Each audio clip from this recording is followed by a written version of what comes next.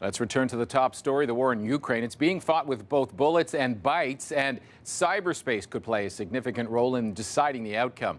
Let's find out more. Bring in Senior Fellow at the Center for International Governance Innovation and Principal of the SecDev Group, Rafal Rohozinski. Good morning. Thank you for your time.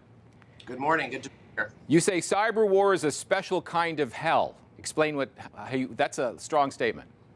Well, it's a strong statement, but I think that we need to bear in mind as we're looking forward over the next few weeks in the Ukraine-Russia context, because unlike the conflict in Ukraine right now, which is confined within the borders of Ukraine and Russia, cyberspace is global. There are no borders. Moreover, the laws of war, what actually triggers military action in cyberspace, are different than what it is in physical space. So we can expect to see a lot more cyber activity happening outside of the borders of Ukraine as this protracted conflict goes forward. There's like hacks to stop information so that the narrative can change in favor of Russia. There can also be banking implications, power grids.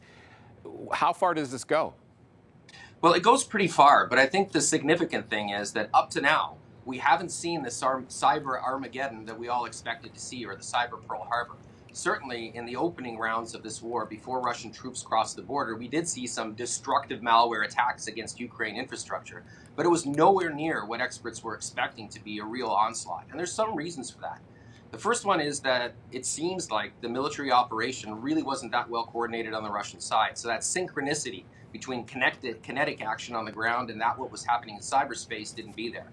The second point, which I think is really important, is that the Russian hacking community, the community that the Russian government depends on and has depended on for its capabilities, is split.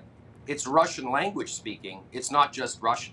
And we've seen some pretty spectacular spats occur in cyberspace between cyber criminal gangs that have now divided themselves between loyalties for Russia and loyalties against the war. It was Leon Panetta who coined the phrase cyber Pearl Harbor that you referenced there. Did we not heed his warning? Could we not have stopped this, or at least had the tools to stop this from happening? Well, I think one of the things that is currently happening is that there's a much more hidden war going on, and that's the war in cyberspace.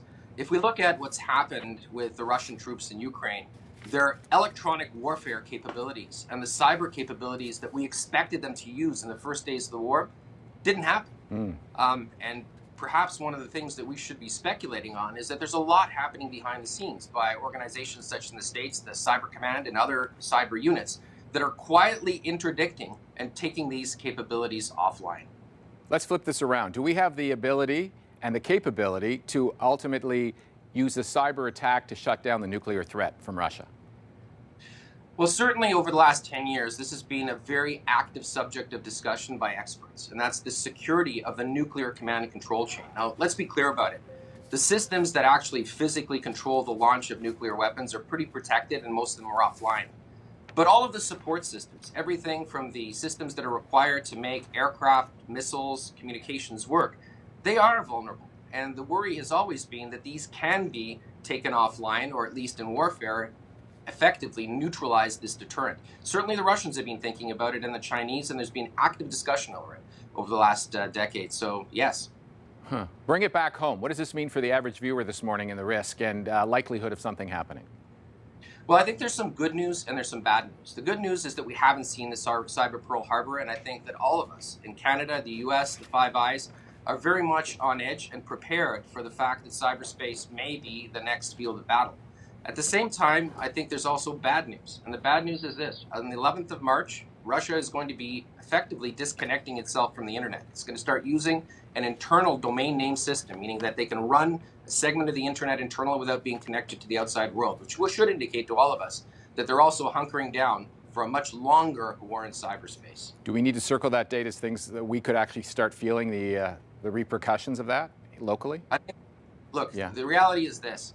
Cyber war is like having a rock fight in a glass house. All of us are vulnerable. These infrastructures were built because they provided business with a friction-free way of being able to transact, and governments. They weren't built to stand up to World War III. And essentially, we have to get real about this.